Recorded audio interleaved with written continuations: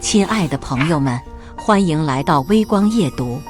我的好姐妹面试差几分进我家公司，我偷偷叫我爸开后门把她塞进来，没想到她进了公司，抢我客户，撬我男友，散播谣言抹黑我，还跟领导吹风排挤我，抢我获奖名额。直到年会的时候，领导带着整个部门给老板敬酒，我爸接过我手里的酒杯，小孩子喝什么酒？喝旺仔。所有人都傻眼了。第二天，公司新任 CEO 上任，是我。接下来开始我们本期故事，记得点击订阅并开启小铃铛。毕业季，大家都在打包行李，要离开校园了。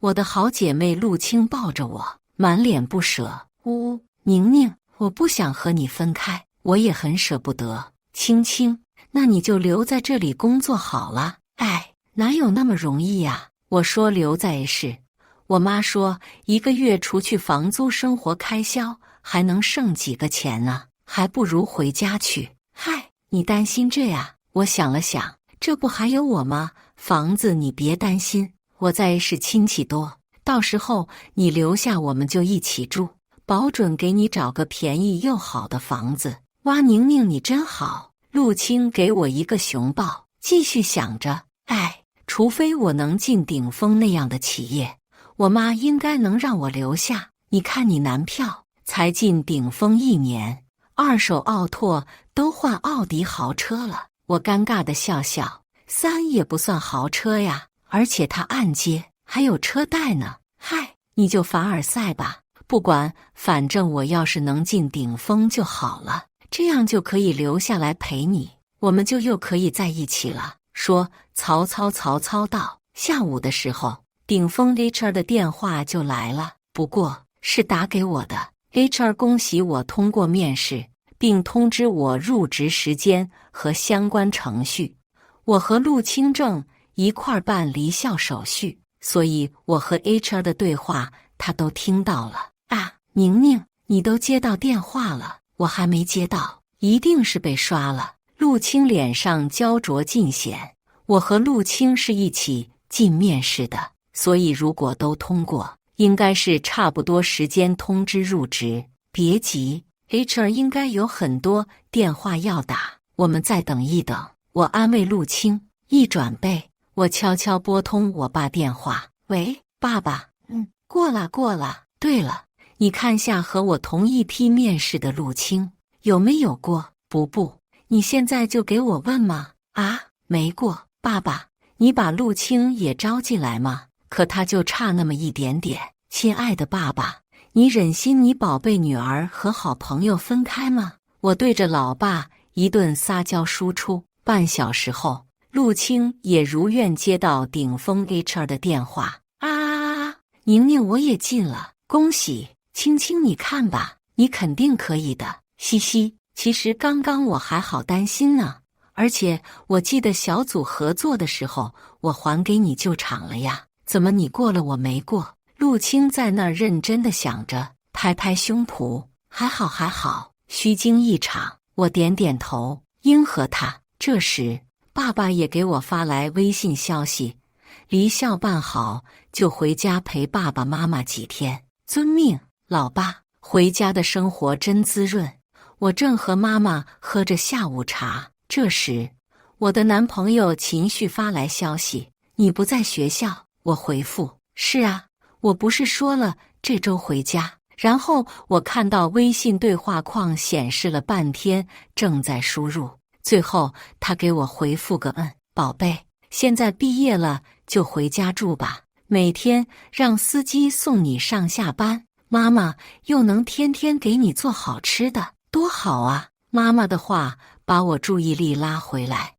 不用，妈妈，爸爸不是说要让我历练一下吗？这样子达不到效果。况且我和我朋友已经约好了，一起租房住。哦，什么朋友？男孩子女孩子？女孩子。我无语地看着一下子警惕起来的老妈，就是和我一起去公司上班那个女孩子。说着，我还特意翻到陆清朋友圈，找他的照片，刚好第一条就是陆清坐在车上的自拍，我递给妈妈看，看起来挺可爱的小姑娘，嘿嘿，是吧？我说着，顺手给她点了个赞。这时才注意到，就是几分钟前发的。我打算转达我妈对她的夸奖评论的时候，却发现陆清删掉了这条朋友圈。那好吧，对了，家里那么多房子，你租什么房子？妈妈，我知道，我都计划好了，到时候我们就住华林路那边的房子。我说是租的就行了。妈妈说好。说完又顺口提起邀请我朋友来家里做客的事儿。我说本来之前就打算毕业邀请陆清来家里玩的，不过这下巧了，我俩都在爸爸公司，他一来一看到老爸，那岂不是啥都穿帮了吗？我说再等等，等我俩工作稳定，再找个合适机会邀请他来家里做客。青青，房子我找好了，因为亲戚介绍的，房租也比较实惠，我发你看下，可以的话咱们就选这套。我把华林路一套精装小两居的房源信息转给陆清，很快陆清就回复，他说他去过那个小区，环境装修都很好，而我说的价格也很便宜，那就这个了吧。他什么时候也去华林路看房了？因为华林路那边是黄金地段，房租奇高，所以之前我们找房子的时候，陆清都说过不考虑那边的，因此我还专门给他对半又对半报的房租。我心里想着，不过也没当回事儿，继续开开心心陪老妈去了。入职的前一天，我轻装上阵，提个行李箱就搬去华林路了。因为我提前告诉了陆清房子密码，所以他离校就直接搬了进去。芝麻开门，我中二弟念着咒语，门打开了。咦，秦旭！我眨眨眼，我和秦旭对门而立，大眼瞪小眼。你回来了，怎么不让我去接你？秦旭自然地从我手中接过行李箱，迎我进屋。宁宁，你回来啦！陆清从阳台进屋。你不是说明天才回吗？家里 WiFi 坏了，我都没好意思打扰你联系房东。没事，刚好今天一个叔叔进城，我就搭顺风车过来了。一直以来，陆清和秦旭都知道，我虽然是卫市人，但都住卫市的郊区了，回家也要转车，不是很方便。也因为这个原因，我甚至都没邀请他们去家里做客。家里 WiFi 坏了，我记得前几天房东说检查了房子，没问题才交我的呀。我有点纳闷，家里的房产都有专人管理维护，才入住就有问题，不应该呀。可能是这2天才坏的吧，我又不知道怎么办。还好你那天说秦旭和我们一个小区，我就冒昧打扰他了，客气了，小事一桩。秦旭摆摆手，更何况我提前过来处理好了，宁宁回来不就少点麻烦事儿了。秦旭工作就是搞技术的，这点事对他来说的确是小事一桩。表现不错呀。我拍拍秦旭肩膀，表扬他几句。社畜生涯正式开启。周一早上，我和陆清一起去公司报到。会议室里，人事部的同事给我们一同入职的新人讲了一些注意事项，就依次领我们去认识各自的部门领导了。我和陆清都在销售部。我去销售部是因为我爸说，销售部是公司的神经中枢，也是最接近市场的地方。我在这里成长会最快。陆清也去了销售部，他说因为这个部门最赚钱。销售部的经理蒋方海是个有点秃顶的中年大叔，虽然头发已经不多了，但发蜡打得脑门锃亮，舔着个大肚腩，双手一背，颇有领导气势。据我爸秘书方瑞介绍，蒋方海业务能力中等偏上，但这人处事很圆滑，又很会做人。当初升到销售部经理，也有些手段在里面。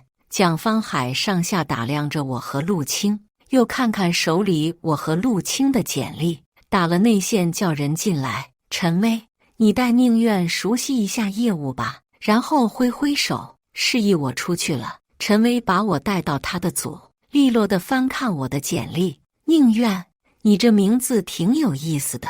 我不好意思地笑笑。妈妈生我的时候难产，在鬼门关走了一遭才有的我，所以我出生时候，爸爸就让我跟了妈妈姓宁，愿的也是我妈一世幸福安宁。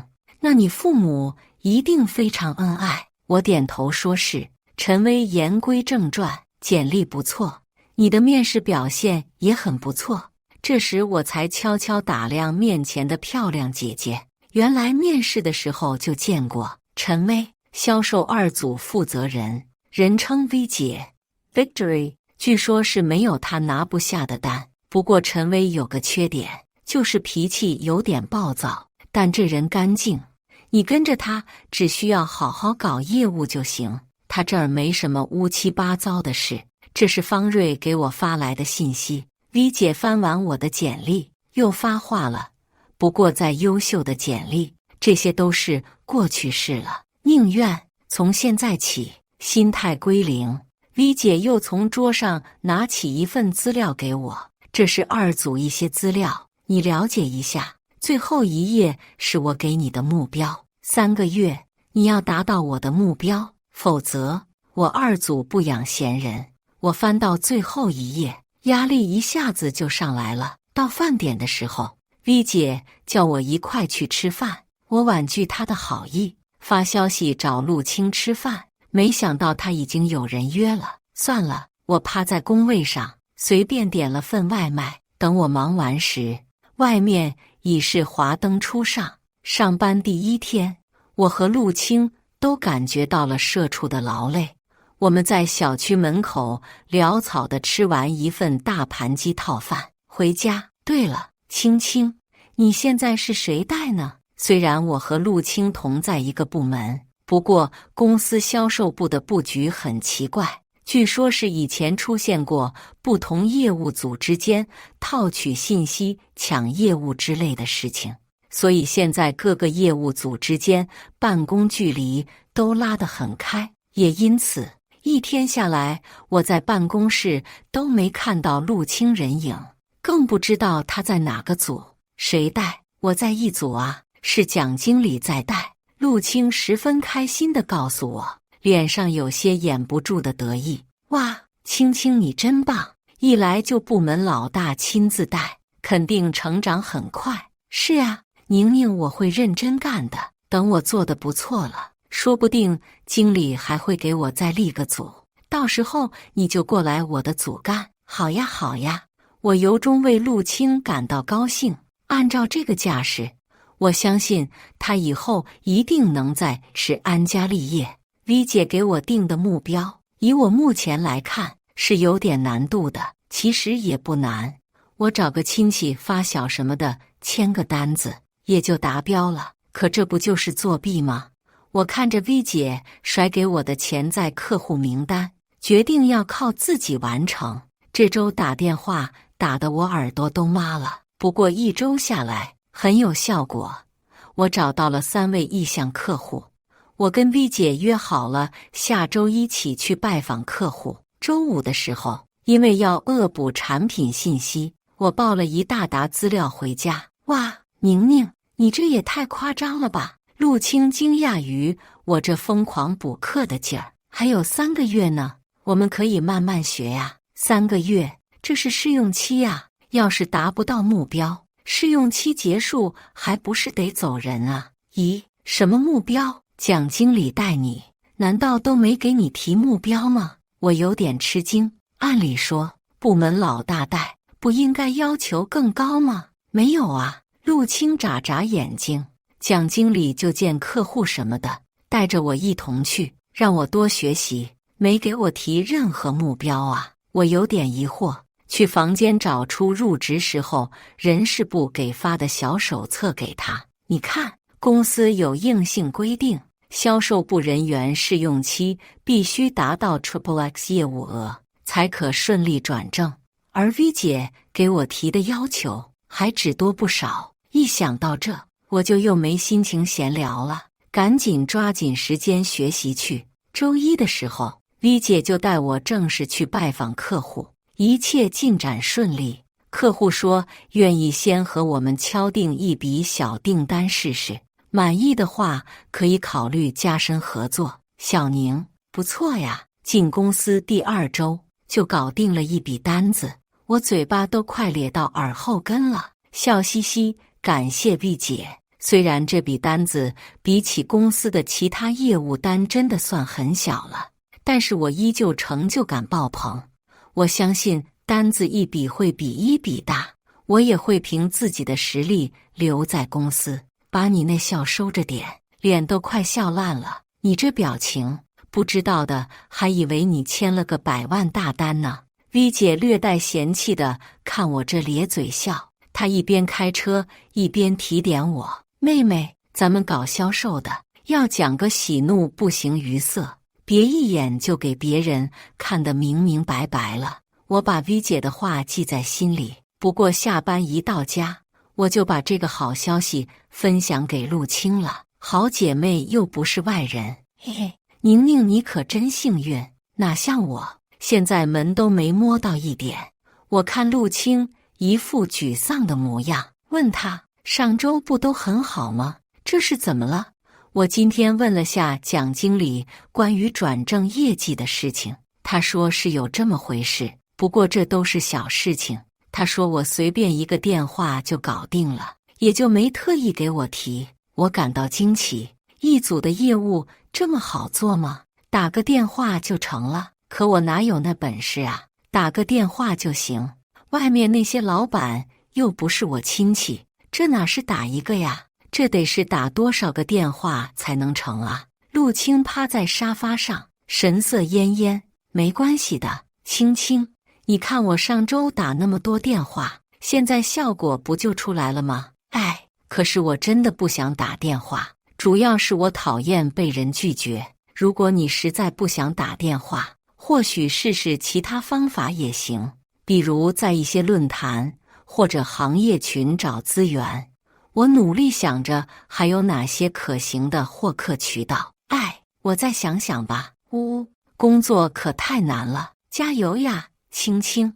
你可是立志要在 H 混出名头给你妈妈看的，不要气馁。陆青依旧恹恹的点头。这时 V 姐打电话过来给我说工作上的事情，我就进屋了。等我再出来的时候，陆青已经不在家了。你去哪里了呀？宁宁，我心情不好，想一个人安静会儿，我下楼散步去了。我回复好，继续忙自己手头事情。陆青回来的时候，头发有些凌乱，衣服也有些褶皱。我纳闷，不是散步去了吗？你这是怎么了？啊，我在楼下遇到一只流浪猫，我给它投食，它使劲躲，都跟到绿化带里面去了，把我这一身给弄的。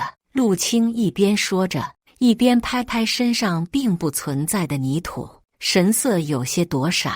哎，身上都弄出一身汗了，我洗澡去了。说着，他便钻进浴室了。2个月过去了， V 姐给我定的目标，我已达成3/4。周五下班的时候， V 姐看着我的月度总结表，十分满意。你继续加油，争取年终拿公司最佳新人奖。我答应 V 姐，年终一定报个大奖回来感谢她。秦旭在车库等我，晚上想吃什么？秦旭替我打开车门，妥帖地给我系好安全带。吃串串吧，好久没吃六婆了。今天趁青青不在，特辣整起来。工作之后，因为我们仨同公司同小区，所以我们平时基本上一起吃饭。而陆青又不能吃辣，因此我们一起也不会去吃很辣的东西。但我馋啊。对了，陆青今天怎么没和你一起？下午我问他，他说还在外面拜访客户，回来挺晚了，叫我们不用等他。秦旭，你是不是有事情瞒着我？我突然认真地盯着秦旭。什么呀，宝贝？你怎么能这样说？我对你一片痴心，日月可见，你要天上的星星还是月亮？我现在就给你摘，但你不能怀疑我。我笑着，秦旭，你是戏精吗？开玩笑的。我在网上看到的一个故事，说是一个女生坐上男朋友的车，发现副驾驶位置不对，然后悄悄查探一番，发现男朋友出轨了。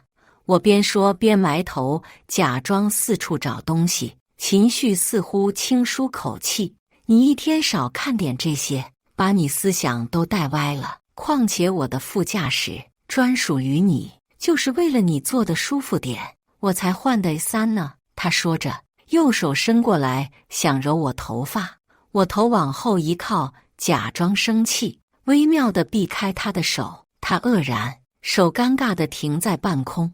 我嫌弃地扇扇鼻子，你刚才抽了烟，陆清回来已经很晚了。青青，今天拜访的是哪家客户啊？怎么这么晚才回来？一个小客户。陆清含糊其辞，这不是最后1个月了吗？还差点单子，只有加紧多跑跑了。对了，宁宁，你现在还差多少完成啊？已经完成公司的指标了，但我怕陆清气馁。我说马马虎虎，快要完成了，咱们一起加油。桌上一堆资料被我凌乱放着，我有个习惯，工作的时候老喜欢把东西全铺开，搞得桌面一团糟，然后结束了再一起收拾好。那你还这么认真，回来还加班啊？陆清凑过来，随意地翻着桌面上的纸张，这不还有些意向客户没去拜访吗？我先汇总下，了解相关情况。哦，那行吧，你先忙，我先洗澡去了。对了，宁宁，我点了外卖，要是外卖到了我还没洗完，你帮我去拿一下哈。陆清在浴室里又补了一句。我高声答好。自从疫情开始，外卖快递什么的就都不送上楼了，得自己下去拿。不过支持防疫，人人有责嘛。最近几天很奇怪，我的工作进展不太顺利。如果说之前我和我的意向客户合作成功率在65%，那么现在顶多20%。同业竞争。V 姐摸着下巴，再给我分析问题出在哪个环节。不对呀，怎么有这要巧的事？你前脚要去拜访，后脚人家就说合同签单了。是啊，而且我问了一些客户，没问出来，客户都给我打哈哈过去了。V 姐思考了一下，姐亲自出马。下班的时候，秦旭说请我和陆清吃大餐，并且宣布一个好消息。什么好消息啊？你这么开心？我一进餐厅就看到秦旭一副喜上眉梢的表情。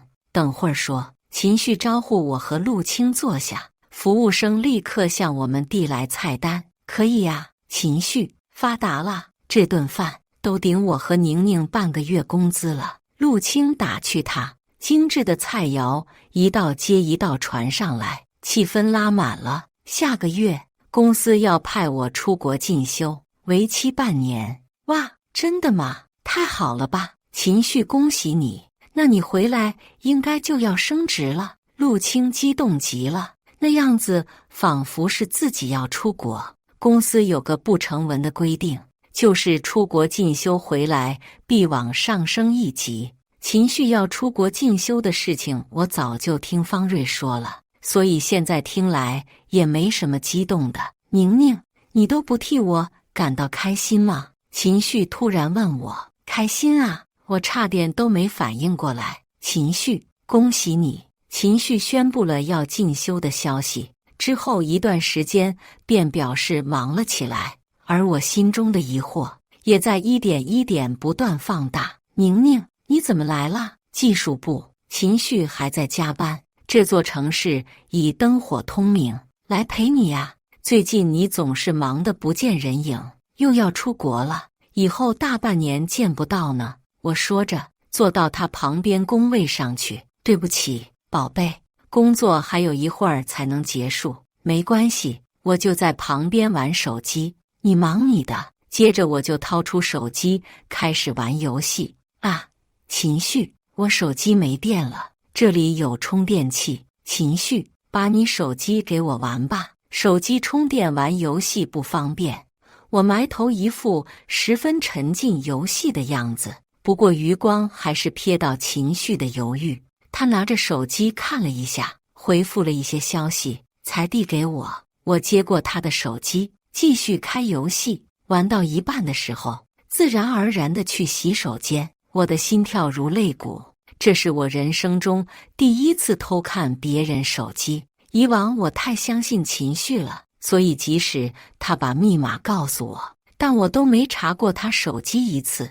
但有些蛛丝马迹总是有意无意地挑拨我的心，我不看一下，恐怕心中疑窦越放越大，甚至我和秦旭的这段感情也无法再继续。我打开微信，直接查找陆清。秦旭和陆清的对话框一片空白。我又点开陆清的朋友圈，一条一条翻下去，秦旭和陆清都没有互动。不过我却发现，原来陆清发了这么多朋友圈，这些我从未看到过的朋友圈，他很多消息都屏蔽了我，通篇看下来一无所获。鬼使神差的，我在退出页面前点赞了陆清最新一条朋友圈，这是他5分钟前才发的，一张尽显身姿的比基尼自拍，配文是海边度假装备已备好。陆清的私信马上发来，你不是加班吗？新买的比基尼，下周穿给哥哥看，害羞。JPG， 仿佛在寒冬，有人突然给我泼下一盆带冰渣子的水，我感觉浑身又冷又痛，巨大的崩溃感袭来。我用尽全力才堪堪握住手机，稳住，宁愿稳住。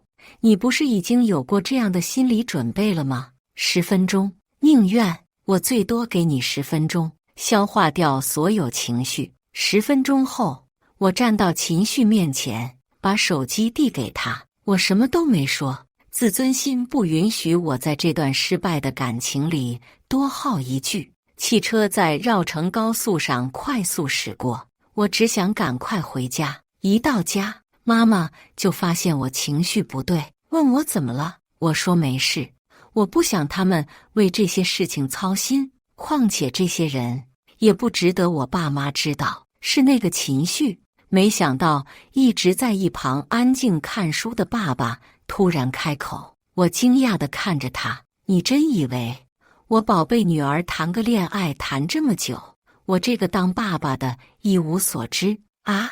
这下换妈妈在一旁目瞪口呆了。秦旭进修的事，你以为如果不是因为你，他可以得到这个机会？爸爸把书合上，招呼我去沙发上坐，然后我就知道了。原来早在大学的时候，我们学院院长就把我恋爱的事儿给我爸说了，但我爸一直假装不知道，怕影响我体验正常恋爱，因此他在保障我安全的前提下，明面上没有插手，后面他看我挺上心的，所以秦旭毕业的时候才把他招进公司。我爸也是白手起家起来的人，因此他也愿意给同样毫无背景的秦旭机会历练。我爸说，如果没有他特意关照，不然秦旭一个本科生怎么有资格进顶峰的技术部？怎么有机会一次次涨薪？又怎么有机会得到国外进修的机会？他说，如果秦旭能成长的让他满意，他可以考虑让秦旭娶我。但自从给了他进修的机会后，他似乎就有些冷落我女儿了。怎么，他惹你不开心了？如果说在我发现秦旭和陆清的事情时，我的心情是难受、委屈、愤怒，那么现在，当我知道爸爸为我做的一切，爸爸倾注在秦旭身上的精力时，我只想毁掉秦旭。宝贝，所以是秦旭惹你了，我现在就给他开了。爸爸说着，马上掏出手机。爸爸，不用。我及时阻止了爸爸，秦旭的事情我自己来处理。我向爸爸投以坚定的眼神，我总该长大了。现在开除那岂不是便宜了他？可以说，秦旭在顶峰的工作经历，现在放到人才市场上，也算是镀一层金了。而这都是我爸看在我的面子上给的，不给秦旭包层皮，怎么对得起爸爸的这份用心呢？陆清为什么说下周穿比基尼给秦旭看？因为那时候我要去临近的 B 市谈合作，这次 V 姐是和我一起的。对了，小宁，之前你说那事我查清楚了。V 姐欲言又止，我记得你和一组的陆清是住一起的。V 姐你怎么这么问？难道？然后 V 姐说，她用了一些手段，从其中一家客户那里知道抢我单子的人正是我们公司的蒋方海和陆清，也就他蒋方海才有脸干这龌龊事，从新人手里抢单子，不要碧莲。不过这是主要获利，我觉得还是他带的那个陆清。实话说，他抢过去的这些单子，在他这种资历来说，就蚊子肉，他犯不着这样啊。所以是陆清。突然间，很多事情在我心中一点点清晰起来。客户被挖，我从来没有怀疑过同在一个屋檐下的人，可偏偏就是他。直到现在，我都觉得这一切都是不真实的，因为我实在不敢想，那个新生入学时主动挽起我手的陆清，那个陪我选不喜欢的体育选修课的陆清，那个和我形影不离，互相分享少女心事的陆清，也是背地里和我男朋友有一腿的陆清，也是在我万分信任他时暗地抢我单子的陆清，也是或许和我亲密相处4年的陆清，也是我从未真正认识的陆清。V 姐看我沉默的样子，欲言又止。V 姐，是还有什么吗？后面我又去翻了陆清的入职资料，我突然想起面试的时候他和你一组的。我点点头，说是。那你还记得面试时候有个测试题吗？让各小组成员客观评价团队合作中每个人的表现，并说出谁最适合留下来。我记得这道题，也记得我们那次小组合作。我还记得陆清之后给我说，他给我救了场，但那个时候明显是他还没搞清楚现场状况，因为在他帮我说完一番话后，其中一位面试官低声说了句画蛇添足。不过后面客观分析和评价环节，我还是选择了陆清留下，原因无他，他比我更需要这次机会。陆清他最后选择的是自己。即便我现在知道了陆清是个什么样的人，但听到这个答案，我还是心凉了一下。其实他选自己，我并不会生气。然而让我感到心凉的是，我还记得那时面试结束，我和陆清一起走出公司，他亲昵地挽上我手臂，告诉我：宁宁，我选的是你哦。如果陆清坦诚地告诉我他的想法，比如他想要抓住任何机会进入顶峰，比如他希望获得我的帮助增长业绩，比如他喜欢上了秦旭，我都能接受。让我无法接受的是他的背叛和欺骗，我咽不下这口气。那就玩一下吧。回市的时候还早，才过中午，我和 V 姐商量还是先回公司，我才在工位上坐好。不知道陆清哪来的消息，他马上过来了。宁宁，他叫着我，然后上前来挽我胳膊。我皱着眉，身体完全避开他。只见他神色委屈地看着我，好像我在冷脸对他。下一秒他就得哭了。陆清，什么也不用说了，我们还是不要做朋友了。我言简意赅。本来之前我想过很多，假装不知道，等他们摊牌，或者再整一下他们。但是在看到陆清的那一刻，我就知道我没这本事假装无事发生，继续和这两人相处，因为实在太恶心了。陆清脸上表情很丰富，有委屈、惊讶，有意外，最后变为了得意。好，他说完，扭动身姿走了。这时我才注意到陆青穿了件尽显身材的旗袍，旗袍的开叉几乎快到屁股上了。我皱眉，什么时候他变成这样了？下班的时候，我似乎才想起一个重要的事，我分别给陆青和秦旭发消息，房东心情不好，要收回房子，麻烦今晚搬一下家。至于我为什么给秦旭发，因为秦旭那套房子也是我的，并且当时也是说亲戚介绍的，卖我面子，所以让我去签的合同。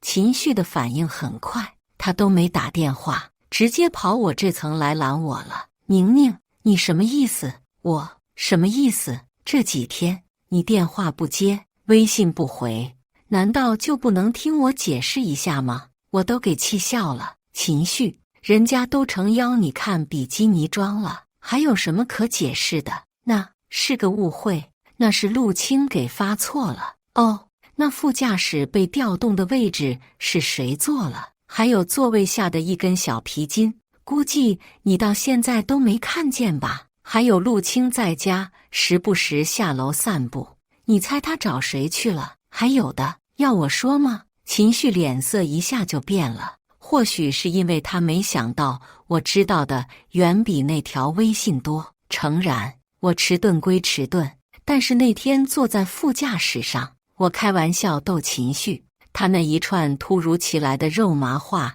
让我有些意外。秦旭有个小毛病，一心虚就会话多，所以当我故意东摸西找，没想到真在副驾驶座位下摸到一根小皮筋，我内心警铃大作。不过我当时依然假装无事发生，那时我就打算找个机会看秦旭手机，一切也真的太顺利了，那么轻易的，他们的关系就暴露在我眼前。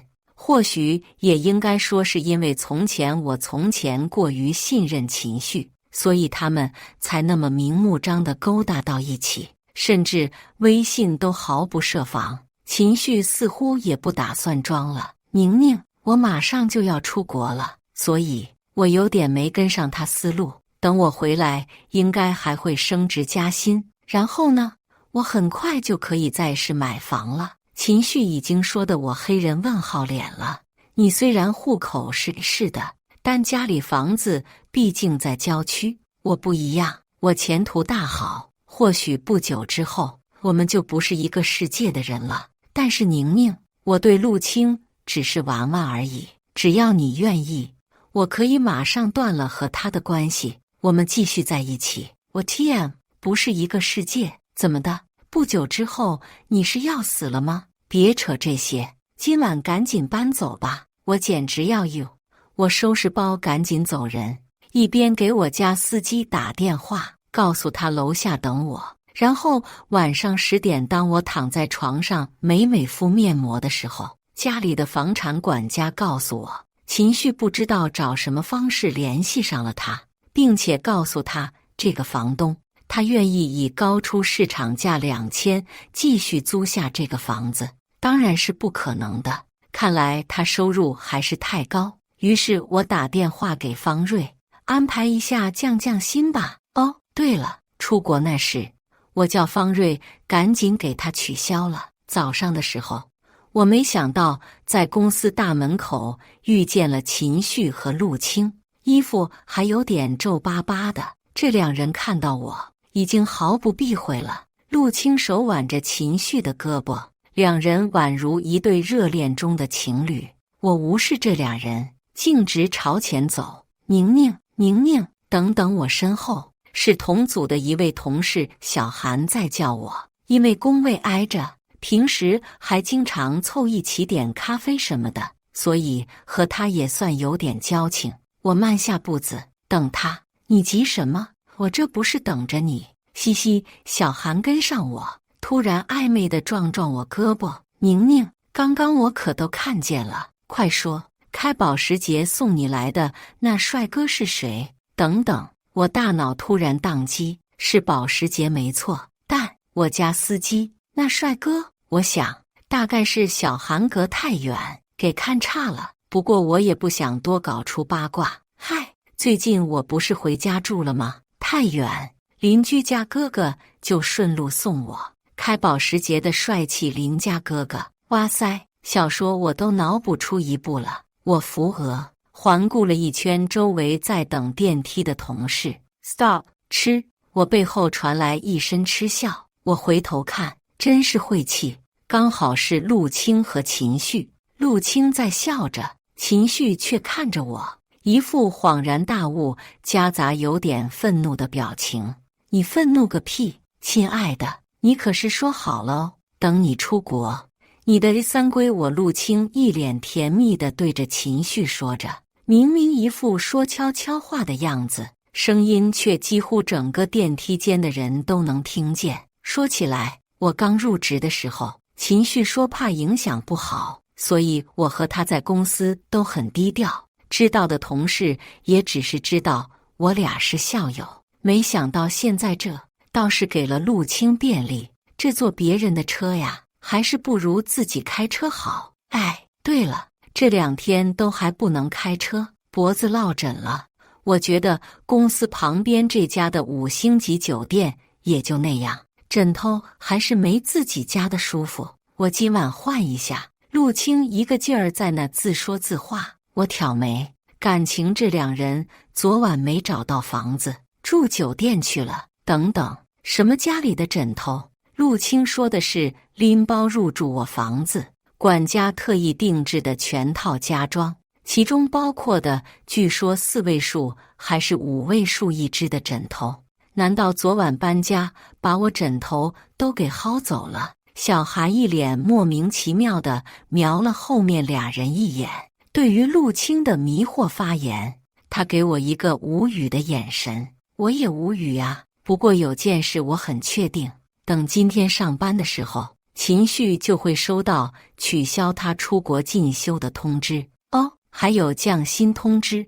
不知道是不是因为情场失意，职场得意，最近我合同爆多，所以我天天忙着和客户见面签单敲定事情，根本没有精力去关注陆清和秦旭那档子破事。不过我听我组八卦一姐小韩传来的消息，据说有一次下班时间，陆清和秦旭当众在公司楼下大厅吵起来了。小韩听到说什么信用卡买不起房，上班要1个多小时什么的。本来小韩还想一线拍摄给我组吃瓜的，结果秦旭拽着陆清离开了，所以哦豁，小韩只能口述，场面全凭我们自己想象。咦，那有什么难的？方瑞，我想看周3下班公司大厅视频。好的，5分钟过，方瑞直接给我甩了个链接。给力！如果说陆清和秦旭之前在我面前表现有多甜蜜，现在2人为了点房租物质什么的就吵得有多狼狈。看视频把我笑死了。这时我又想起点什么，给方瑞发消息。对了，你让公司负责监控的主管联系下我，我有点想法要沟通。感谢爸爸，在我进公司的时候，他就说他离退休不久，然后给了我一部分权利，让我可以调动公司资源做事。除了比较大的项目，还是要过他。平时公司内部事务，让方瑞配合我完成就是。很快试用期结束，我的试用期以超额60%完成任务。V 姐在我的工作结语上打了优秀，她高兴极了。她说今年公司新人奖必有我一份。陆清也留了下来，听说业务勉勉强强擦着及格线过了。我挑眉，后面没了在我这里偷去的客户，他是在哪里得到的单子呢？真是令人好奇呢。过了试用期后，因为我过于优秀的业绩，所以最近在销售部里风头有点过剩，这我也不想的。但是小组里有个小韩吧，八卦一姐，现在又成了我首席迷妹，我也不知道事情为何就发展到了这个方向，气死我了，气死我了！小韩气呼呼从茶水间接水回来，嘴里嚷嚷着什么。你怎么了？这是。小韩平时都笑咧咧的，真是很少看见他生气的样子。宁宁，一组那个陆清在那边阴阳怪气，说你业绩能做这么好，是有些不好说的原因，还说天天开保时捷送你上下班。那男人恐怕不止邻居这么简单，那男人看上去也30好几了，有没有家室都说不准。哇，真有意思，我这是没空，还没收拾他，没想到他倒是先忍不住蹦跶了。不过我下班的时候知道个更有意思的事儿，临下班的时候，因为 V 姐找我有事，所以又耽搁了些时间。等我下楼的时候，只见小张竟红着一张脸。其实在司机里面，小张的却不算大，才30出头，据说是当了10几年兵退伍回来的，靠谱。我爸也是因为这点才把小张雇下来的。小张平时不说话的时候，一股子严肃劲儿，看起来成熟稳重，其实他性格还蛮害羞的。不过像今天这害羞的样子还真是少见。你这是怎么了，小姐？老板公司的员工都这么开放吗？啊，我有点摸不着头脑。我在这等你，然后有个女的从公司出来，小张耳朵尖尖都红着，吞吞吐吐的。然后我耐着性子听了半天才明白过来，我们公司有个女的看见小张天天开豪车过来，以为小张是个阔佬，想勾搭他，然后小张不为所动。那个女的以为他在玩欲擒故纵，竟然直接绕到副驾驶座上来摸他手。小张躲他，他却见小张没生气，更要得寸进尺。结果我就下来了，那女的就走了。怎么公司竟然有这种奇葩？谁呀？这是？然后我打开行车记录仪影像，我在震惊里久久缓不过神。是陆清。我嫌弃地换到后排座位，明天换台车吧，这车不要了。第二天午饭的时候，我又撞上了陆清。公司旁边新开了日料店，小韩非要拉着我去尝尝。而就在我进店的时候，听到有人在议论我。青青啊，据说2组那个宁愿还是你大学同学呀？那他大学的时候是不是就关系挺乱的了？你瞧，这进公司才多久啊？天天保时捷接送，和客户乱搞关系，这我也不好说。反正他大学钱挺多的。陆清话说的含蓄，引人遐想。啪！只听一声突兀的拍桌声，小韩直接冲向了进门那桌。你们这些人一天怎么那么见不得人好呢？业务做得好就是不正当手段得来的吗？整天那么爱嚼舌根，要不一会儿我大方点给你们1人买份猪舌回去嚼着吃吧，还吃什么饭呢？狗都嫌。呸！小韩像个炮仗一样噼里啪啦一顿过去。和陆清一起，那女的看见了我，可能是背后说人坏话被抓包很尴尬，她起身上厕所去了。只有陆清坐在那里了，他看着我，面不改色。我支开小韩，让他先去点餐。陆清，你知道吗？我到现在都没想明白，你怎么对我抱有这么大敌意？你又是怎么变成现在这副样子了？陆清抬头盯着我。哦，是吗？宁愿，那一直以来，你有真的把我当朋友吗？怎么没有？我疑惑地看着他。呵，你还记得大一入学的时候吗？我点点头，当然记得。我还记得是陆清主动跑来挽过我的手，说我是他在这个学校的第1个朋友。新生入学那天，我亲眼看着你爸爸领着你进了院长办公室，我还看见你们在办公室里有说有笑。你敢说你和院长没有关系吗？我点点头，的确是有的。院长和我爸是多年好友，只是我觉得这些关系没必要拿出来说，所以从来没有在学校提起。那就是了，你有这么好的关系，可你还记得吗？有一年我就差一点点领到国奖了。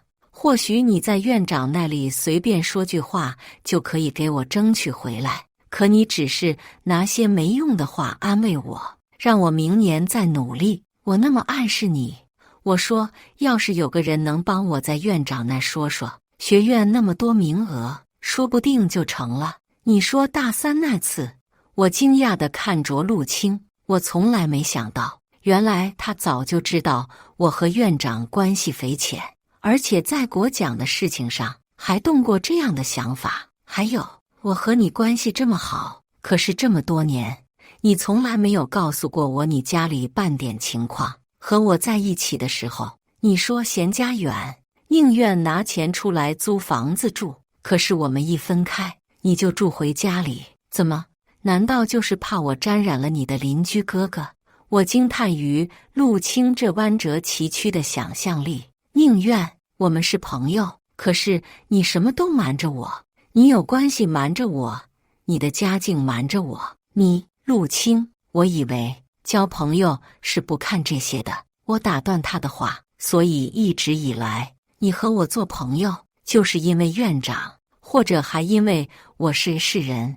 陆清没有正面回答我。宁愿从我大一踏进学校的时候开始，我就想在市留下了。陆清，我最后就问一句，我认真地看着他。大二选修体育的时候，你退掉选好的课程，重新陪我选，里面有几分真心。其实以前不是没有发现过陆清的一些小缺点，譬如只喜欢和成绩好还有家庭好的同学玩，譬如乐于为辅导员鞍前马后，譬如习惯了吃饭我买单。可是我一想到大二的时候，在宿舍其他人都选好了理想的体育选修课，只有他毅然决然退掉室内安逸的乒乓球课，陪着我在夏季烈日下踢了一整学期足球，两个人都被晒成了黑猴子。一想到这件事，陆清的那些小缺点在我这里就自动屏蔽了。秦旭喜欢踢球，陆清的一句话让我内心那点唯一的微弱的希冀也随之破灭。好，我心中有了答案，该做什么也清楚起来。我越过陆清，打算去找小韩。变故在这时发生了，就在我擦身而过的时候，陆清突然自己倒向桌角，狠狠磕了一下。这是什么操作？就在下一秒，我听见背后传来一个愤怒的声音：宁愿，你在干什么？嘤嘤嘤，宁宁，我不是故意的。陆清突然戏精上身，对着我应急2滴眼泪。我只是说你是我大学舍友，可这次传言不是我传的呀。秦旭已经愤怒地来到我跟前，他一把将陆清护到身后。你不就是生气陆清抢了我吗？你有什么就冲着我来。秦旭这副如此普通又自信的样子，让我不禁怀疑，大学我得瞎成什么样才看上他的呀？秦旭，你就这么相信陆清啊？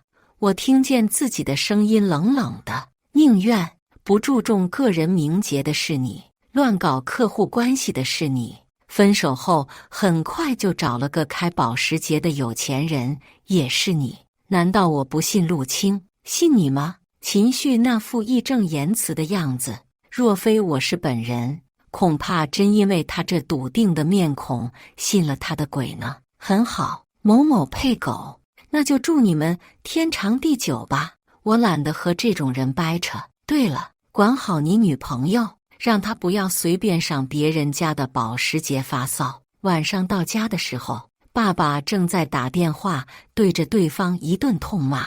这么大的事情，我到现在才知道。方瑞，你要是干不好事，明天就给我滚蛋。我第一次看见如此生气的爸爸。这时他已经愤愤地摁掉电话。爸爸，怎么了？是公司的事情吗？没想到我爸看到我，一脸愧疚加心疼的表情。宝贝女儿，是爸爸没有保护好你。然后我爸说他知道公司里那些传言了。老爸怒了，看他这样子，就是要收拾人了。爸爸，我隐瞒身份进公司的目的是什么？嗨，那还不是为了多点历练。我为什么放任这些流言伤我？因为这些伤不到我分毫。您一路走到现在，被人恶意重伤过吗？肯定有吧。怕过吗？我老爸肯定不再怕的，所以公司才能走到今天。爸爸，那我也一样啊。以后我可是要接你班的人，以后我将会站得更高，被更多人看见，同样也会被更多人关注、议论。如果现在这点风浪你女儿都经不起，那以后有什么资格做顶峰的掌舵人？我语气轻快地和老爸说着，打消他的担忧。爸爸点点头，觉得我说的在理。他又给方瑞打了电话，让他不要干预。那你打算怎么做？就是玩呀，我笑嘻嘻。不过看见爸爸严肃的表情，我也收了笑。斯洛克要一杆清台才好玩。第二天，销售部临时会议，蒋方海黑着脸走进会议室。什么情况？小韩在问旁边一组的同事。不知道。一大早，老大就被方密叫上去，回来就一直黑着脸。我挑眉，虽然老爸说了不让方瑞干预，不过方瑞莫名其妙捡一顿骂，总得找个情绪出口吧。而这在上面受了气，现在又来找下面的人撒火了。不过让我们都没想到的是，蒋方海虽然逮了几个表现不好的同事骂，但骂得最凶最惨的居然是陆清。部门里众人皆知，陆清自打进公司以来，就由蒋方海这个部门老大手把手亲自带，可谓他跟前妥妥的红人啊。陆清被骂得当场就哭了，哭的那叫一个梨花带雨。后面散会了，还趴在会议桌上抽泣，就剩他和蒋方海两人。很快就11月了，人事部的年终总结表格来了，这也意味着评奖评优的时候到了。V 姐开心地给我说，我业绩这么好，这次销售部的最佳新人奖一定会是我。我看过评选细则，对这个奖也很有信心。另一边，秦旭的日子并不好过。我的八卦小灵通小韩说，陆清那个男朋友好像要成前男友了。昨天我下班的时候，看见他们在公司楼下拉拉扯扯，貌似是陆清嫌他穷，说他抠逼，没钱还装逼买奥迪，现在房租都付不起了，还要还车贷。不会吧？不会吧？一个奥迪3，现在车贷还没还完。想起我上个月随口不要的保时捷，秦旭还说得真对，我和他真不是一个世界的人。这时我又想起了一个事儿，上次方瑞被我爸骂，他把气也撒秦旭身上了，好像是又给秦旭降了一次薪。本来秦旭的学历及专业水平进技术部都是很勉强的，之前因为看我面子，公司开的薪水很丰厚，而现在得罪了我，自然该怎样算就怎样算了。而技术部的领导本来以前就不满意秦旭这个关系户，现在看他连续被降薪2次，也瞧出了些端倪，自然也不惯着他。总之，秦旭在部门里很受排挤。我上次问方瑞，秦旭这样都不考虑跳槽吗？方瑞嗤笑一声，顶峰已经是他的天花板了，难道还能往低的跳？而说到陆清这头，秦旭虽然愈发穷了，但他的行头已经从100-200的杂牌包跳到2-3千的轻奢包，再跳到上万的LV、香奈儿了。他和蒋方海的关系也越来越密。这一日 ，V 姐气呼呼地进了办公室，把包往桌上一扔，撸起袖子，一副要干架的架势。现在还是中午，大家都下去吃饭了，办公室里稀稀拉拉没几人。我看着怒气冲冲的 V 姐，赶紧把她往没人的地方拉。姐，这是怎么了？蒋方海那个贱人经常抢我业绩就算了，这次我们部门的最佳新人，你猜他推的谁上去？他他直接把你卡掉，只推了一个陆清上去，这不干脆把奖杯送给陆清得了？公司的年终评选，像我和陆清这种组成员评奖，都是由各小组负责人和部门经理商议，再综合意见一起报上去的。一般都会报一个共同推选，再有2到3个备选名额。而蒋方海这次卡着只报了一个上去，明显就是丝毫不给其他人机会了。不过也是，我入职以来的业绩都比陆清好，只要把我报上去了，那么陆清肯定得不到一丁点机会的。姐，你这是哪听来的消息？可靠吗？人事部有一同事是我老乡，刚刚我俩一起吃饭，他给聊漏嘴了，不然我哪能知道这老贱人搞这些玩意，一天没事给我上眼药，我当他放屁。现在欺负我不够，还欺负到我的人头上，真当我东北的好欺负。今天我就要上去和这老货问清楚，他要真这样，反正销售部已经被他弄得乌烟瘴气了，要不行我就跳槽。姐，外面一大把企业抢着要 V 姐，应该苦蒋方海久矣，说话跟点了串炮仗似的。要不是我拉着他，恐怕他现在已经抡圆拳头冲进蒋方海办公室了。我说别急，现在去和蒋方海对峙。那这消息说是哪里来的？是从老乡那里知道的，或者即使不说，也很容易查到是人事部漏的消息，而公司对此有明文规定，势必会给老乡带来一些困扰。V 姐一向重义气，听到我这话才冷静下来，发现自己冲动了。难道就任由蒋方海那老东西和那小东西嚣张？我笑笑，当然不。我附在 V 姐身旁耳语几句。今年过年很早，所以公司的年会也比往年更早。公司决定将年会放在1月初举办。按照惯例，各个部门都是要出节目的，而销售部的节目，蒋方海那肥头大耳的模样也是上不了台的，所以节目的事自然就落到了多才多艺的 V 姐身上。午休时间， V 姐拍拍手，招呼我组的同事聚到一起，大声密谋。密谋的内容就是 V 姐说她从某个不可说渠道听到今年年会老板会带他的继承人亮相，并且还打听到继承人最喜欢的就是看话剧，所以我们部门的年会节目 V 姐决定投其所好，准备排一部话剧，咱们组的都要踊跃参与哈，争取在未来老板面前亮个相。人手不够，我们再找其他组同事。V 姐豪迈地说完这句话，留下小韩拿着小本本在现场登记报名参演的人。下午的时候，我就看到陆清着急忙慌地来找 V 姐，隐隐约约听到报名、主角之类的词语。陆清和 V 姐说了半天，然后春风得意地离开。今天下雨，小张在地下车库等我。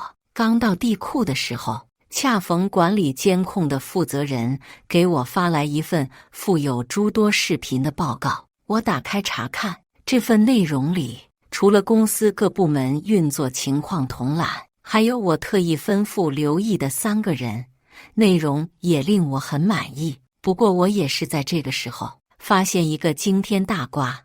我刚打算点开视频看，地库里又传来一个声音，什么不可说渠道，陈威是在瞎掰吧？估计是没人愿意去表演。你别信这个，靠，说起来就气。上次人事部老王不给我透风，陆总打电话放人进来那事儿，结果我特么又是亲自带，又是一天天捧着，好几个月才搞明白，那小婊子根本就和陆总没关系，害不过也没亏，尝到味儿了，哈哈哈。在打电话的是蒋方海，他从另一个比较偏的电梯下来，丝毫没注意到这边有人。我望着蒋方海远去的背影，原来如此啊！确定了表演名单后，第二天下班，V 姐就开始着手彩排啊，这不离年会还有一段时间吗？果然，还是有参与表演的同事提出疑问了。那你也不想想，这次是什么情况？能懈怠吗？你临时一周抱佛脚出来的节目，能入未来老板的眼？说真的，本来就不靠谱一事儿，纯靠着 V 姐那震慑人心的气质，以及平日里立起来的威严，忽悠的同事们连连点头。不过排练占不到大家多少时间，因为考虑到这是年会上的话剧，所以内容时长上删减了很多，并且多线并进的排练，每个角色充其量10分钟排练而已。除了女主角，此刻陆青手里正拿着刚发的剧本仔细看，越看眉头皱得越深。V 姐，我看了下这个剧本，这个女主角好像有点坏呀，你不想演？V 姐双手交叉在胸前，气势十足地问他：不是，我只是有点疑惑。陆青赶忙解释，虽然他有点疑惑，但依然不想放过这个机会。英国最近几年很火的话剧大师亨利斯知道吗？ V 姐逆眼看他，好像有听说过，但不太了解。陆青迟疑地回答：亨利斯的话剧基本上全是这个方向的，这是我特意找人找的亨利斯风格的话剧。现在什么时代了？你以为还有人喜欢看傻白甜？都是喜欢腹黑大女主。我目瞪口呆地听着 V 姐的解释，牛还得销冠牛，一个两面三刀，为了利益不择手段，甚至出卖灵魂的角色，也能扯成腹黑大女主。算了，你没这个心眼，我马上换人。V 姐不耐烦地说着，目光在室内逡巡。宁愿你来演主角，昨天就让你上，结果你在那儿怕什么怯场？怕什么怕？你这胆子必须给我练出来。 V 姐突然 cue 我，一直在一旁竖小耳朵的我立马进入状态。 V 姐，那我是没有。 V 姐，我完全没问题，我要继续演的。陆青根本没给我说完话的机会，马上拉着 V 姐说要认真排练。排练结束，我这个打杂看热闹的场务跟着 V 姐一起走了。姐，亨利斯我怎么没有听说过？我妈妈可是很爱看话剧的，所以在她的影响下，这些有名的话剧大师我都有所耳闻，那是我湖州的。于是在 V 姐的细心折磨指导下，陆青苦哈哈地排了1个月话剧，一些扇耳光、肢体冲突的场景也从借位不小心变成了真打。不过陆青并不怕吃苦，那坚定的眼神仿佛在说，一定要在年会上惊艳到继承人。一切都安排妥当。就这样，年会到来了，我穿着妈妈给我定制的小礼服，撇着嘴，妈妈，这也太高调了吧。我低头看着这一身 bling bling 的小碎钻礼服，已经料想到年会上会吸引一波目光了。宝贝，你穿这个太漂亮了，就这身了。我本来还想挣扎一下，不过当我看到爸爸下楼，一脸宠溺地赞许着我妈，想想还是算了吧。爸爸还在后面慢慢收拾。老板嘛，一般出场都比较晚的，而我为了不错过任何一点瓜，找个借口早早去会场了。毫不意外的，我一到会场，果然就先被几个相熟的同事围观了。小韩看着我这身打扮，两眼放光。我的天，宁宁这一身简直绝美了。周围的同事无不是夸奖，只有陆青路过我的时候，平时他可能还要阴阳怪气来一句，结果今天只是傲傲地看我一眼，就气势十足地去后台了。哦对，毕竟是女主角嘛，因为我不参与节目，所以我早早落座了，在座位上玩手机。不过老感觉有人在看我，我左右环顾，然后撞上了隔着3、4桌距离的秦旭的目光。在我看向他时，他的目光也丝毫不闪躲，眼神复杂极了，似乎有经验、忧郁、眷念、后悔。什么鬼？我赶紧别过头，无视他。宁愿你现在没事啊？身边突然传来蒋方海的声音，我抬头一看，发现他今天发蜡都打得多了些，脑门闪闪发光。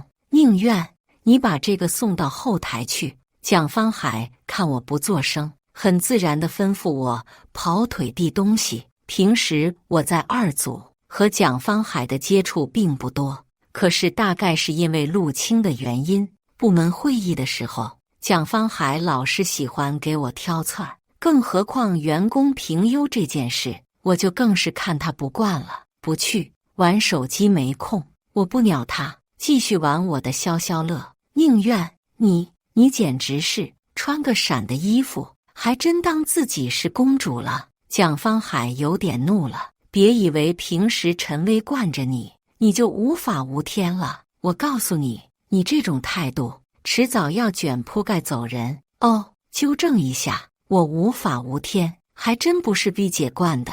年会开始的时候，我看见爸爸牵着妈妈姗姗来迟，很快就轮到我们销售部的节目。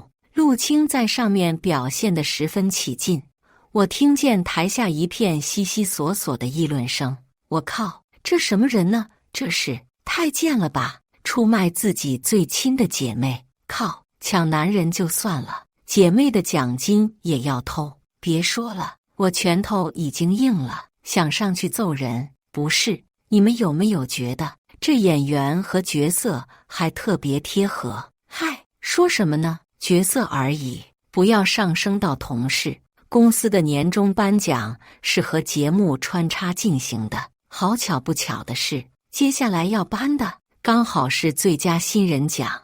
主持人在台上悬念拉满，然后悠悠宣布，销售部的最佳新人是陆清。陆清穿着那身演出服再次站上舞台，不知是谁在台下凄了一声。接着会场一大片人都因为刚才的节目而起哄凄声。我这桌的视角望去，刚好能看见老爸的侧面。我看见老妈手拍了下桌子，爸爸轻拍她被安抚，脸色不是很好，然后叫来方瑞耳语几句。销售部的同事都下来后，蒋方海按照惯例带本部门的人去老板那桌敬酒。好戏就开始了。蒋方海对着我爸拍了好长一段马屁，要带着全部门的人敬酒。然后我爸悠悠让他侧下身，蒋方海还是往旁边侧了一步。我爸把人群后的我提到跟前来，拿过我手里的酒杯。小孩子喝什么酒？喝旺仔。然后众人就看见端庄的总裁夫人从手包里摸出一小罐旺仔牛奶，递给我。蒋方海擦擦额头上并不存在的汗，却还坚强地夸我：陆总，这是我们部门的小宁，虽然是才进公司几个月的新人，不过业绩表现非常优秀。哦，这么优秀都没拿下最佳新人奖。我爸打断蒋方海的话，看来销售部真是卧虎藏龙啊，不过今年销售部业绩还是有点勉强啊。蒋方海现在真是尴尬的想找个坑埋了自己，偏一旁看热闹的方瑞还加把柴火。哎，那得了奖的那新人一定非常优秀，得瞧瞧。说着，一干人等的视线全部都转移到刚刚在舞台上出尽风头的陆清身上。台上表演正如火如荼，台下这出戏也精彩万分。陆清还顶着那略显浮夸的舞台妆，或许刚刚的信息量太大，他还没从找继承人的想法完全过渡到我和总裁夫妇貌似很熟这件事上来。小宁也很优秀啊，我记得当时我们一同面试的时候，我就帮小宁小小稳了一下场，他就凭借优异的表现通过了。他说的茶味十足。人事部经理不知道什么时候过来了，我看见他似乎尴尬的要在原地抠出30一听，这次新人奖，我其实还蛮好奇怎么评选的。你把评选规则和参选人员的成绩都分别给我说一下。这是我爸在问人事部经理。于是，你见过年会现场质疑颁奖结果吗？你见过年会现场重新调资料评选吗？这一切都在今晚见到了。然后我听到方瑞大声问，为什么宁愿的业绩明显好于陆清，却没得奖？蒋方海还是说，因为我综合表现低于陆清。我懂，毕竟现在承认自己错了，那就是知道问题在哪里，那之前就是明显的刻意而为了。蒋方海还打算努力解释几句。陆总，其实我当时的确在两人之间考虑了好久，之所以说宁愿综合表现没有那么好，是因为前段公司里的一些不好言论。是不好言论，还是你偏听偏信？我爸轻飘飘地问。陆总，你也不能只听一面之词。蒋方海一咬牙，这话说的像是我之前恶人先告状说了什么。是啊，老陆，毕竟是一个小娃娃的话，小蒋在你这里都干了多少年了？你能不知道？和爸爸同桌的一个人在中间打和，我女儿跟我20几年了，我能不知道？这下所有人都倒吸一口冷气。我余光瞥见陆清趔趄了2步。是啊，刚刚那出，大家都猜到我和我爸有点关系，但一个姓陆，一个姓宁，再加上我爸一向把我信息隐藏得很好，公司里大家只知道我爸有个孩子，连是男是女都不清楚，所以即使看到我们这么亲密，也只是把我当我爸亲戚了。这下再没人说话。我爸让人事部经理按照评选要求重新选定最佳新人奖人员，并且一会儿就上台纠正，重新颁奖。陆清的脸色都已经不能用青紫来形容了，可能谁也没有遇到过这样的情况吧。站到舞台上，接受了所有的掌声和荣誉，接着再被扯下来，狠狠打脸。而这时，他也反应过来，这段时间以来，每天花上很多时间，一遍一遍在我和 V 姐面前过彩排的话剧，不过是我想看的一场笑话。他眼神愤恨地盯着我，可除了盯着，却什么都做不了。可就这么点，他就觉得委屈了吗？大学4年，我可都把他当真心朋友，却被耍得团团转了。况且话剧这事，要不是他起了一些心思，又至于掉进陷阱被我戏弄吗？后面还有一波接一波的人来敬酒。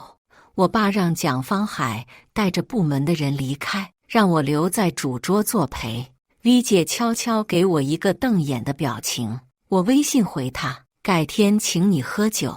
我以为今晚年会最大的新闻就是我了，不过我还是低估了情绪。年会将近尾声的时候，会场的大屏幕上突然播放起一个限制级视频，在晦暗无人的楼梯间里，一男一女上演着香艳刺激的一幕。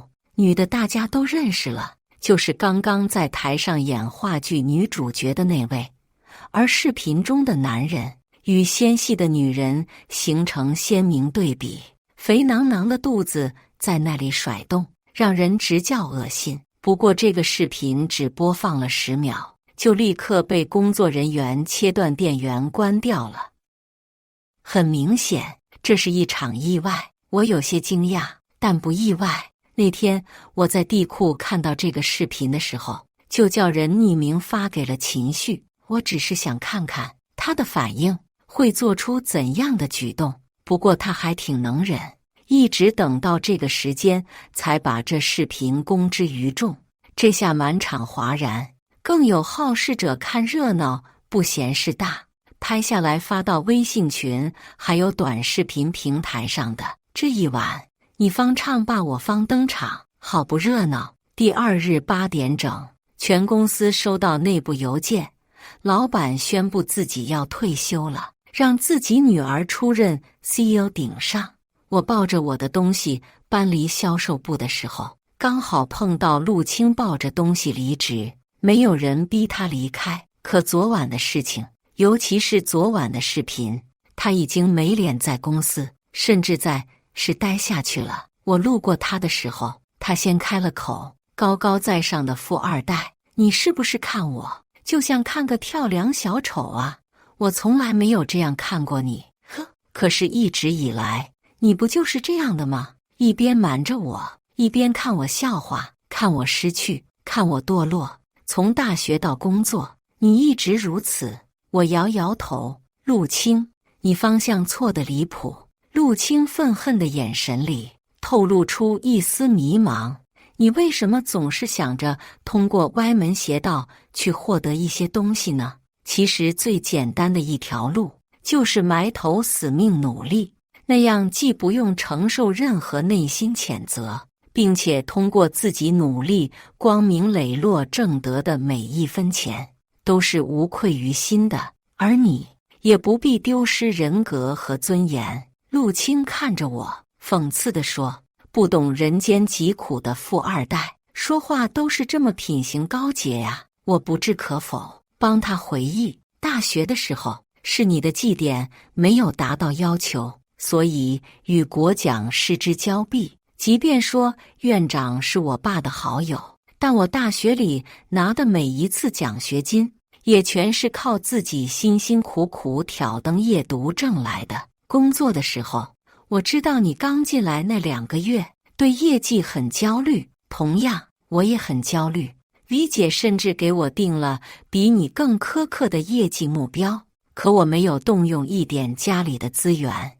我每天打电话打到耳朵麻木，出现幻听。夏天跑客户跑得黑了2个度，3小时5小时车程，3、2万5万订单凑的时候，陆清你又在干什么呢？我盯着他，帮他解释。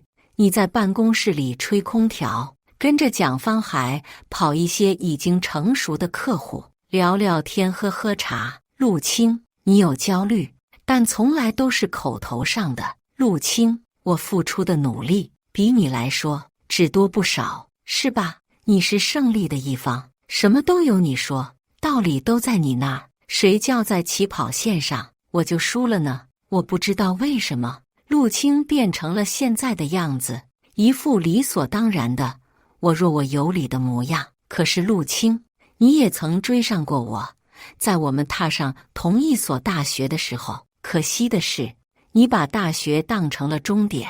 陆清愕然，直到我进电梯，到电梯门合上的那一刻，我看到他还伫立在原地。我突然想起了很多，年少时我也曾贪玩逃学过，但不得不承认，因为父辈奠定的基础，让我有很多试错的资本，所以即便走错了路，也有捷径回到正确的那条道路上去。然而，当我和陆清同时踏入大学时，是的一切对他来说是新奇而充满诱惑力的，对我却不过是家常便饭。考上大学，我的目标才刚刚开始，父亲要交过来的责任让我必须埋头奋进，而对陆清来说，坚持了10几年的目标一朝实现，方向也就此丧失。一个没有方向的人，太容易迷失在这诱惑十足的世界里。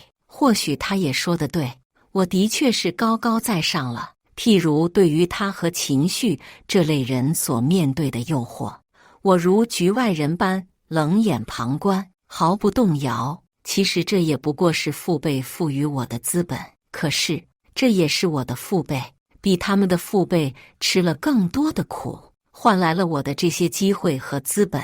电梯在顶层停下，我也知道，从这一刻起，我也接过了更多的责任和重担。蒋方海到顶楼的时候，脸上还有几道血迹干涸的指甲印，他是来求情的，倒也不是因为昨晚的事。比起那些个风流韵事，他更怕的是此刻正坐在楼下喝茶的经侦人员。是的，我的重点从不在陆清。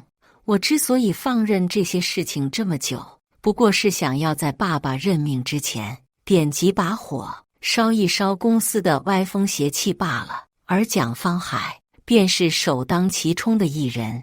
一个集团的小领导胆子有多大？大到做阴阳合同、吃回扣、潜规则下属。趁着蒋方海这几个月的松懈，我不过是用了些小手段，就把他的阴暗事挖到明面上来了。其中陆清也参与少许，不过这都不是我该关心的了。这一切自有经侦定夺。秦旭也想要见我，可惜他的权限不够，甚至来顶楼的机会都没有。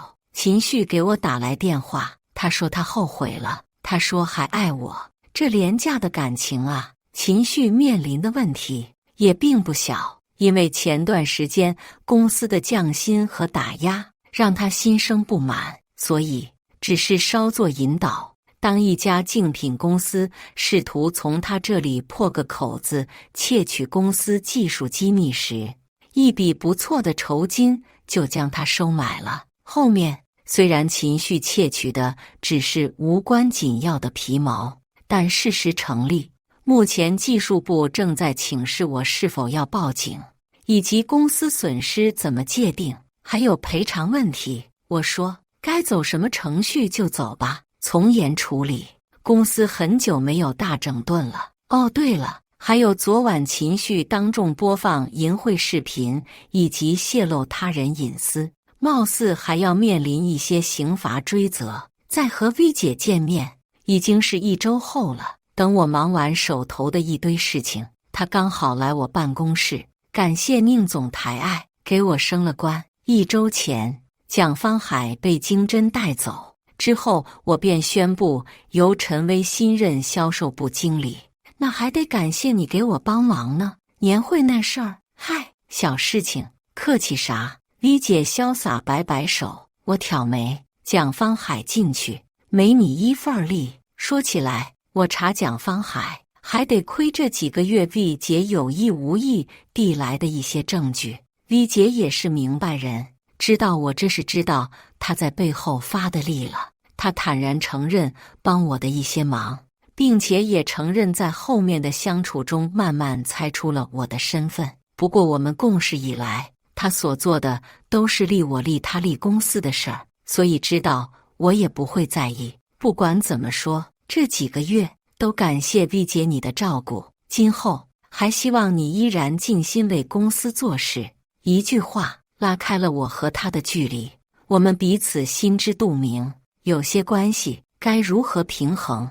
后来我和 V 姐又聊了一会儿，她说我上任虽不久，但底下没有一个不服气的声音。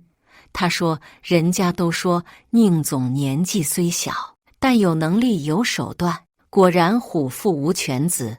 她说期待我把公司带向更好。我说会的，23岁的宁愿会站在父辈的肩膀上，走向更高更远的地方。感谢大家的观看，本期故事精彩吗？欢迎大家在下方评论区吐槽。如果你喜欢这类故事，记得点击订阅微光夜读，并分享给更多的人，这会对我帮助很大。再次感谢大家的观看。